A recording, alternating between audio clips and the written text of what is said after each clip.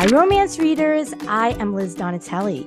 Welcome to Reader Seeks Romance, the #1 romance novel talk show on YouTube. Author Felicia Grossman joins me to discuss her Regency historical romance, Marry Me by Midnight, a gender-swapped Cinderella retelling with Jewish protagonists. And Felicia shares her reading list and writing life in QUICKIES Q&A fun segment. Enjoy, and be sure to like and subscribe. Welcome to Reader Seeks Romance, Felicia. Hey, thank you so much for having me. It is a pleasure. Congratulations on the release of Marry Me by Midnight, which received a starred review from QUICKIES. Yeah, that was very sweet of them, and I'm very excited. I would like to share an excerpt from that review. It's an engaging and sexy romance, almost old school in its complexity, complete with genuine conflict, delicious tension, and dense, meaty subplots. Were you aiming for an old school historical romance vibe? In the world of history, I always say that there are sort of a two school. I call it, and it's not even that old, I call it the Kleypas school versus the Julia Quinn school, where Julia Quinns are they tend to be much smaller stakes plots and much sort of closer domestic. And then Kleypas can give you a really fun sort of banana plants plot that usually involves kidnapping. God, and I think both schools are fun, and I read in both schools. I write more comfortably in the Kleypas school. Gotcha.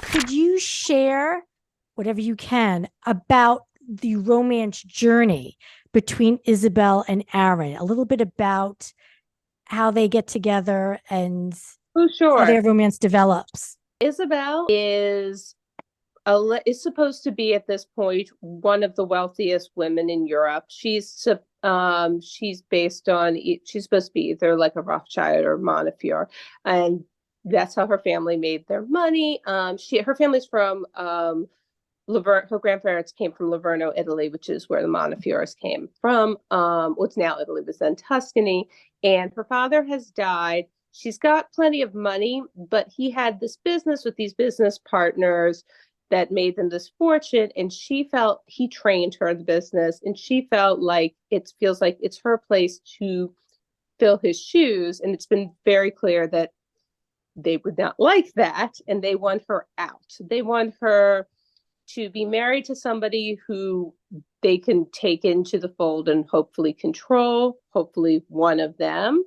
So they'll have sort of more, because there not only is this power in the business, but there's this sort of communal role that these people all sort of have. They give a lot of money, and her father had a seat on what I had called the Committee of Delegates. It's based on some real organizations, because unlike the United States, in England, you had like almost internal governing bodies that would work on behalf of the Jewish community, because Jews weren't really considered British with the crown, to make sure you weren't being kicked out and to sort of negotiate rights. So to be on the committee, you're the ones that are making the policy to negotiate with the crown. So that's a pretty powerful role, and nobody in this community wants it to go to just anybody. But Isabel's like, I am not going to marry one of you.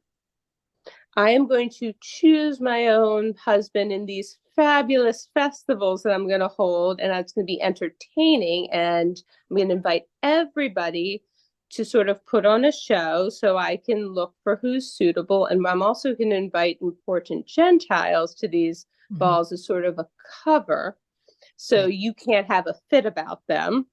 And in doing so, she's sort of insulating herself, but she comes to realize that her family's business is sureties, so she's going to need a little bit of insurance herself against whoever she's married because he's going to get so much power. Right. So she wants to find somebody that's going to meet the criteria that the community wants to see her marry, but also who has a secret that she or two that she can maybe use against him. Not like bad ones that would hurt her in the community, but just something like a little leverage. Sure.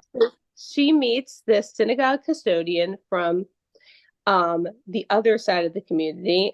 Isabel is a Sephardi Jew who are the earlier Jews in England. They were wealthier because for a variety of reasons, but after the Spanish and Portuguese Inquisitions, a lot of those Jews, when they left, they were able to take some property, but they also had a lot of shipping trade connections, and they became attractive to certain other places, and they were allowed in, still with restrictions, but less than their Ashkenazi counterparts who, when they were expelled from France and then some of the German states, had all their property stripped. And so they were allowed to live different places, but with more restrictions and with extra taxes to pay to be allowed in a different way. And so they end up in England later and were considered less Western and less assimilated and newer. So they had sort of less overall societal power, but the community had been joined. But Isabel's going to look, in her mind, she's going to look at them initially, but that's not who she's supposed to marry. Though she starts to think maybe this would be a good idea, one of them, because the Barabs that's not their part of the community, so they don't have control. So this poor custodian she meets at their synagogue, Aaron, seems like the perfect person that she can hire to spy on them. And that's a really long-winded explanation. There's so much good info, and I love history. And so I really just ate it all up. I don't know of how many people who are romance readers are familiar with the Jews during, the 1830s and courtship and the romance and the laws and what rights they had, what rights they didn't have. It's complex, but I always think the Tan is also complex. It's just a different version of the Tan. Absolutely. Different rules than the Tan. Yes, absolutely. In Marry Me by Midnight, how does Isabel and Aaron's love story resemble the Cinderella fairy tale? So one of the things I like about all the different Cinderella stories is I pulled from like a lot of them. I didn't pull just from the Grimm, even though I played a lot with Grimm and things that were based on Grimm. I pulled from the Perrault, and I pulled also a lot from the Rossini Ferretti version. But all of them involve sort of this idea that you have a protagonist, and in theirs it is a heroine whose main trait is her kindness. And because of her kindness, she is rewarded to be able to marry somebody of status who sees that kindness as valuable. And that's sort of the idea of triumph of kindness as something beautiful in society was something I really wanted to make sure I kept. And I also wanted to sort of make sure, obviously, the pairing of the Cinderella, the prince figure, was somebody who had who always has a choice to go in a different direction that might be more beneficial superficially, and then chooses kindness. You also include some of the furry friends in the story. If anyone has ever seen Into the Woods, there's a ton of Into the Woods references in this book. And I remember when I was drafting, I had the Danielle Ferlin, who's the original Red Riding Hood, sort of deadpan, "You speak to birds" to Cinderella in my head. So our Cinderella figure, Aaron, definitely talks to birds. He also has some little mice friends, a couple of cats. He is definitely an animal person, definitely stray animals. who live in the alley near where he lives. And Isabel herself, our Prince Charming character, has her own little dog who her family named Baron, since they weren't getting titles, somebody should have one. So I also feel like I detected the evil stepmother and the two stepsisters as the Barab family. The Barabs are the evil. David is the evil stepmother, and his two brothers, Louis and Roger, who both want to marry Isabel, are the stepsisters. Right. And then there's the godmother for Aaron, who is a Jewish widow who belongs to, she's entrenched in the community and I believe the Commission of Delegates. She's a bit mysterious. Was there anything, I'm trying to think, was there anything in the original or any of the Cinderella stories you read that you decided not to include because you're like, oh, that's just going to get too crazy pants? So I'm trying to think. I mean, obviously there's no magic in that. There's no magic in these. The other thing is that in a lot of them, it's Aaron's own, it's our Cinderella's own family that are abusive to her. And in this case, Cinderella doesn't have a family at all, and no one is exactly really abusive to Aaron in any like real sense. Normally it's more of a neglect and a status thing.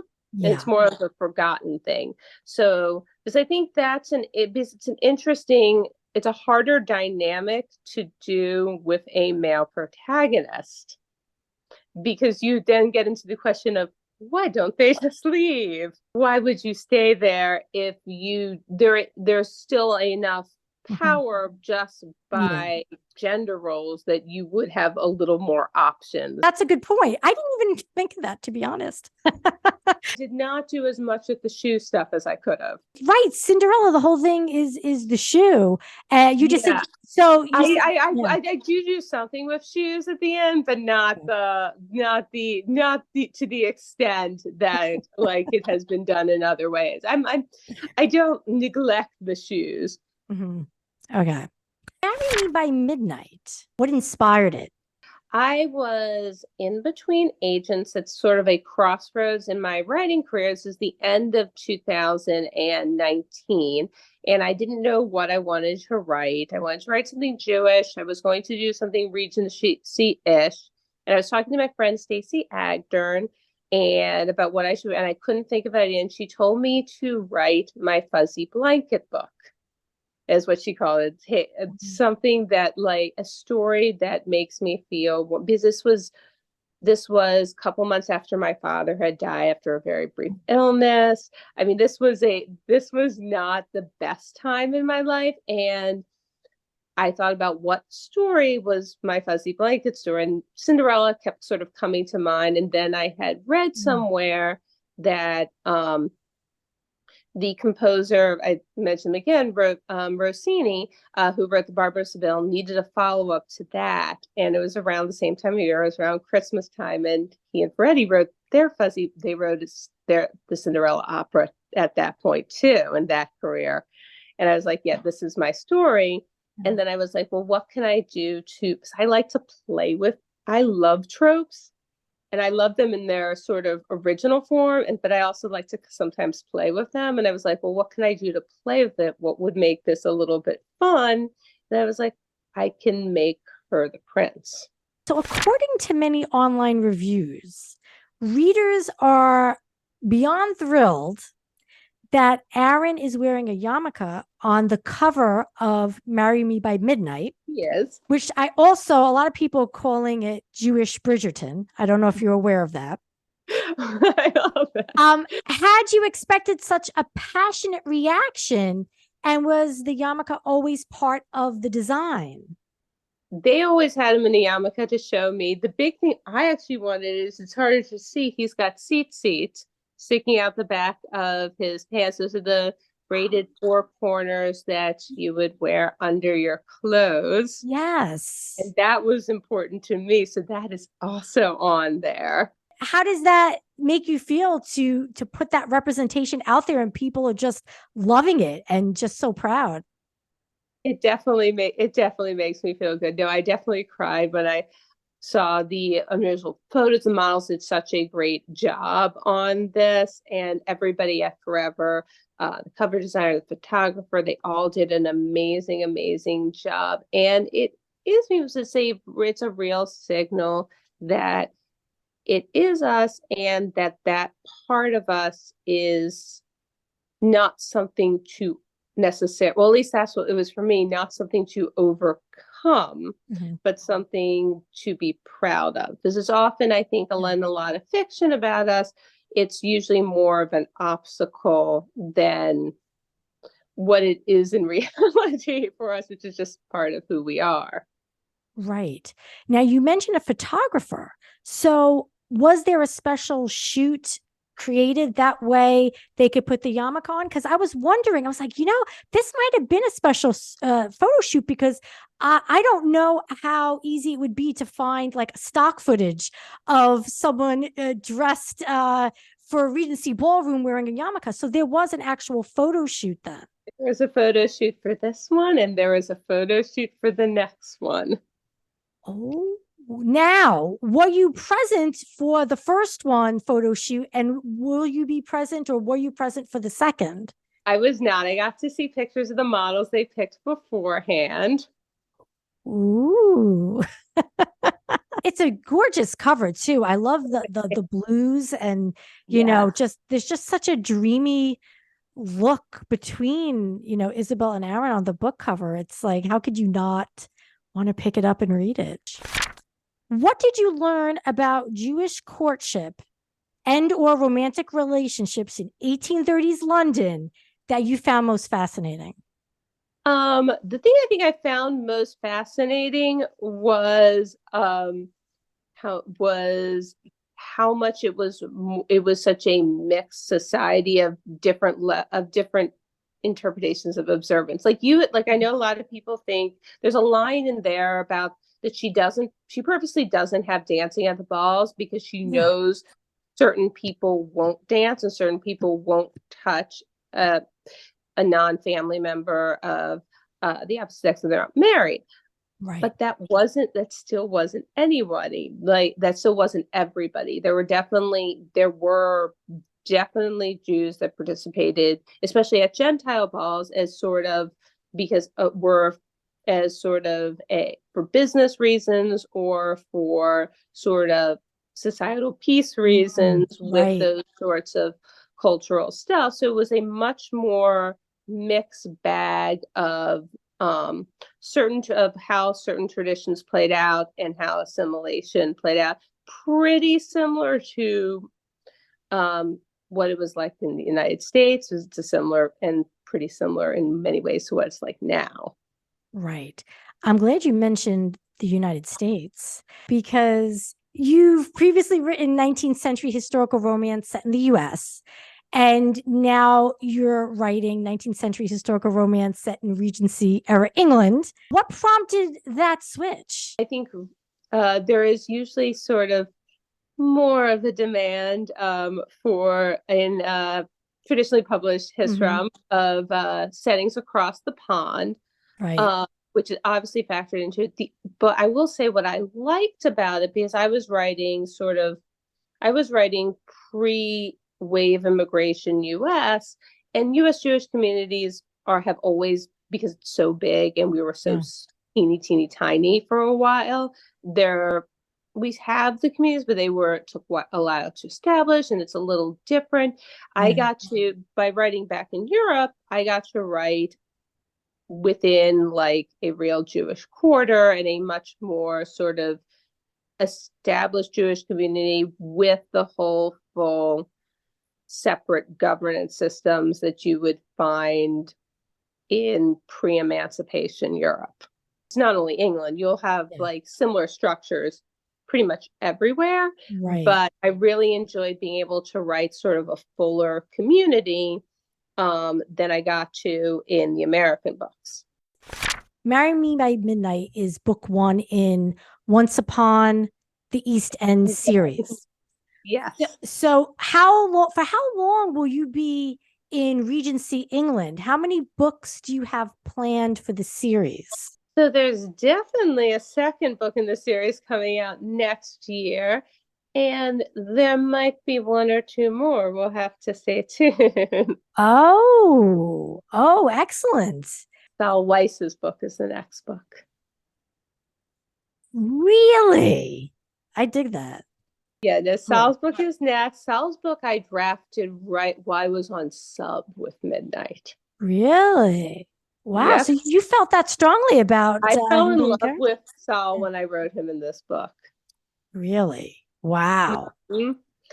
And he had a different name initially, and I changed his name. And this is a hint for the next book. I changed his name purposely for the next book. Okay. Can you share which fairy tale inspires? That's the clue in his name. Yeah, that's why I asked. That's the clue in his name. Aha. Okay. I'll have to think on that. You belong to Facebook group Jewish Women Talk About Romance Books. Yes, And I do. so can you tell me about the group? What was the inspiration for starting the group?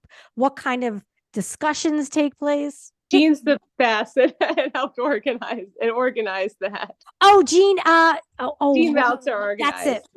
Jean came to a bunch of us, me, Stacy, Meredith, Sarah, and Heidi, and asked if we wanted to do a Facebook group for Jewish women to talk about not only Jewish romance, but romance and sort of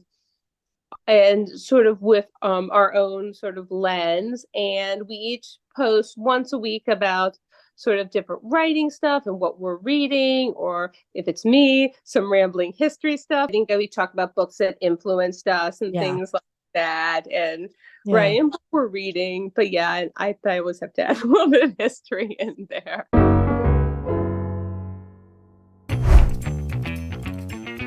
What are you currently reading? So I am currently reading an arc of Helena Greer's Forever, Never, and Always, which is the second book in her series. It's a contemporary queer romance from Forever. And full disclosure, she is a friend. I read a very early version of this that does not resemble the final product, but both are amazing. And it is awesome. It is with a side character from the first book, Seasons of Love, in that series. What's the last book you read? Christine Feehan's Toxic Game.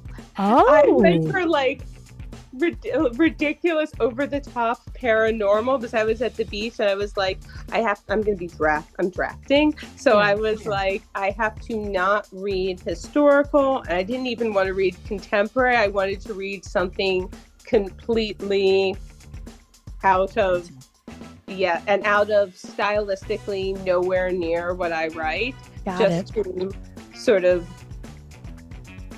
All right, that makes sense. Which book is on your to be read pile? So I am anxiously waiting for Duke Starts a Scandal, the Sophie Jordan one in the Duke Hunt series. Oh. Because I love that series. Would you say that Sophie Jordan is one of your auto-buy authors, that no matter what comes out, you'll read it? Yes, she is an auto-buy. She plays with really interesting character. I like that she's not afraid for her characters to make mistakes and still make them likable. What's the first romance novel you ever read?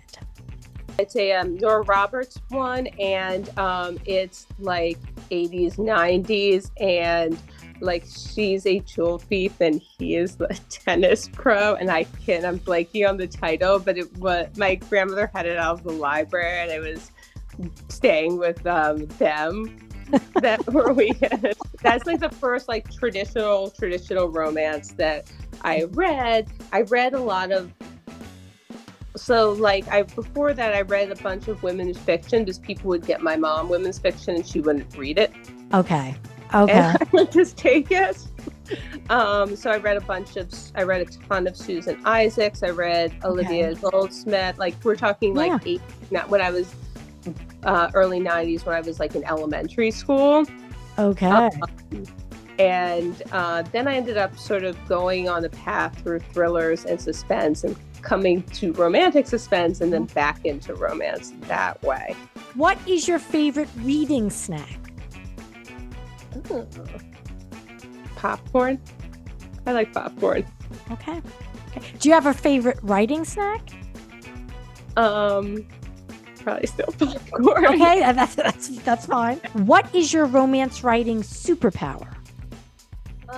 I would say that my romance writing superpower is that I'm pretty good at dialogue because I can hear the dialogue, so I can write dialogue very, very fast. Mm-hmm. When I write, I usually write the entire scene of dialogue and fill everything else in. Ah, okay. I hear them first. Okay, so you are one of the authors who hears the characters and is the scribe that writes down whatever they say. It's more like I hear their conversation. Ah, I think I'm a theater person. Oh, you're a theater person.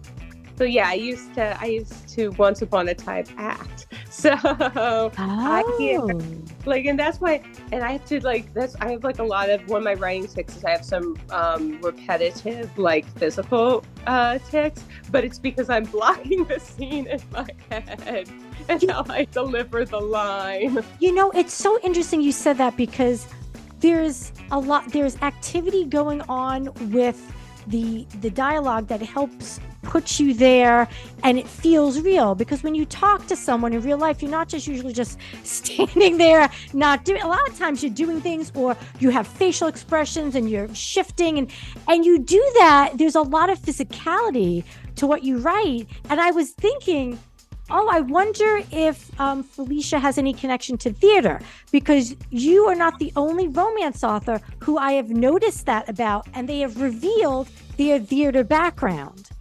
So that's really interesting. Oh yeah, that comes through. Yeah, it comes. Oh, thank you for that. Like, it does come through. Yeah. It does. Are you a pantser, a plotter, or a plantser, which is a hybrid between the two? I'm a hybrid. I usually have tent poles. Like I have some big stuff that I know from the beginning, and then I usually have to sort of fill in some stuff to get to them as I write. But I know the big points and I know key scenes. But those are usually before I write, plotted out. Got it. Okay. Which is more difficult for you to write? The opening line of a novel or the very last line? Last line. So why the last line? I would say the last line is more difficult because I'm always I'm always sort of in love with the world and like to stay in the world. And usually when I start, I know I'm excited to get into the adventure, and I think at the end I'm sad to leave. Oh, well, that's a really good answer. Yeah. But that's one good thing about doing a series is, it's only goodbye for now, not forever. Yes, it's true. That's very, very true. And I'm so excited for people to read this one and to read the next. Yeah, I'm super excited for that. Which is easier for you to write? The book dedication or the acknowledgments? Acknowledgments. The acknowledgments are easier than the book dedication. Oh, really? Usually, this one's an exception, but usually, yeah. Okay. If you were to wake up tomorrow in 1832 London, East End, what's the first thing that you would do? First thing I would do would be to visit the Great Synagogue, since it doesn't exist anymore. Okay. It was destroyed in the Blitz and was never rebuilt. Wow, that's a really good answer. Almost all the books in this series are going to, in the very one of the first chapters are going to take place in it. Whenever I would ask that question of historical romance authors, I would get the answer that they would look for coffee somewhere, wherever this usually was 1800s. They would look for where they could find coffee. So I stopped asking the question because I kept getting the same answer. But I decided to bring it back just for you, Felicia. Just for me. Because I had a feeling you would have a really good answer. Well, Felicia, you're the best. You're the best. Thank you so much for having me. Thank you. Thank you for taking time to join me here on Reader Seeks Romance.